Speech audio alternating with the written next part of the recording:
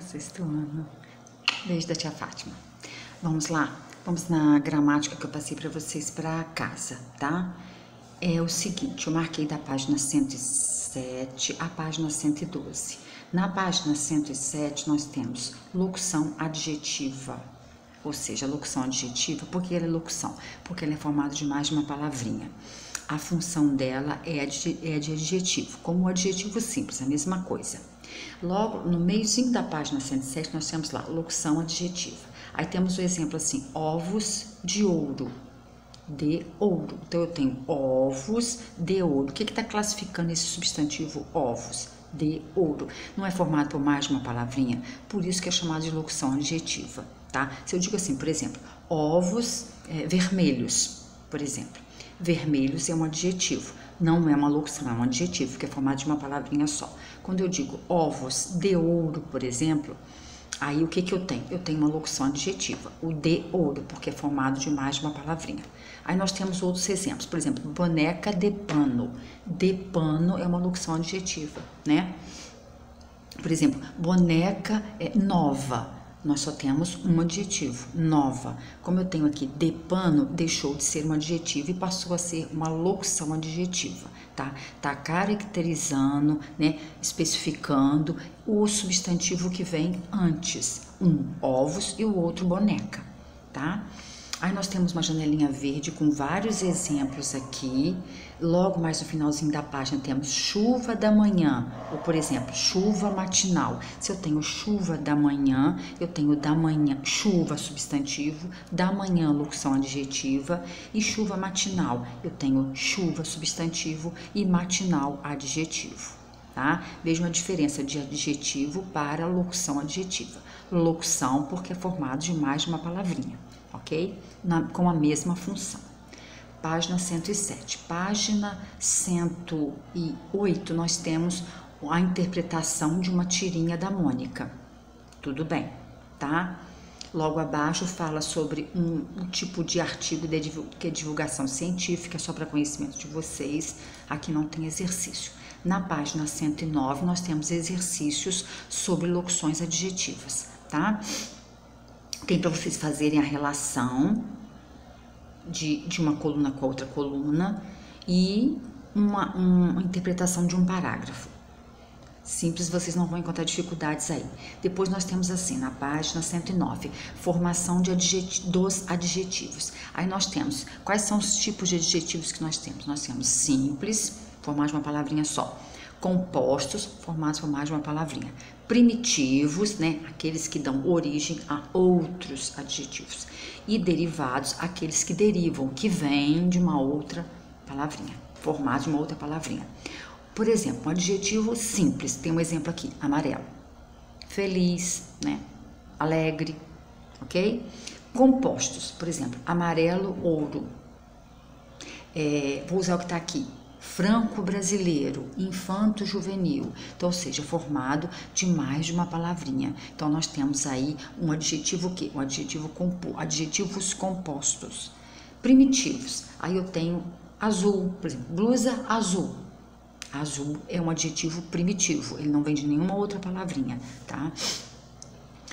Claro, blusa clara. Clara é um adjetivo, esse adjetivo é adjetivo primitivo, né? Depois nós temos os derivados, por exemplo, que derivam, né, ou de substantivo, ou de outro adjetivo, ou de verbo, ok? Aí nós temos assim, por exemplo, um exemplo, vou usar aqui o que está aqui, com saboroso. Almoço saboroso. Saboroso é um adjetivo derivado que vem do substantivo sabor. Então, eu tenho almoço saboroso, almoço substantivo, saboroso adjetivo, e esse adjetivo é um adjetivo que ele é derivado. Derivado de qual palavrinha? De sabor. Sabor é dentro das classes gramaticais, sabor é um substantivo, ok? Depois tem alguns exercícios para vocês fazerem aqui no finalzinho da página 109. Vamos para a página 110. Aí nós temos também, agora falando sobre os adjetivos pátrios ou gentílicos. O que são os adjetivos pátrios? Por exemplo, Nós somos brasileiros. Brasileiro, né? Isso quer dizer o quê? Que isso aí é um adjetivo pátrio. Recebe o nome de pátrio ou gentílico. É a mesma coisa, tá bom? Aí nós temos lá, então, quem nasceu no Chile é chileno, quem nasceu na Espanha é espanhol. Então, são adjetivos pátrios. Deixa eu ver. Aí nós temos também dentro do nosso país, né? Por exemplo,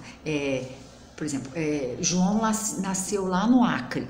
O João, ele é acriano. Então, ou seja, o adjetivo pátrio dele, lá de onde o João nasceu lá, é acriano. Ele nasceu onde? No Acre.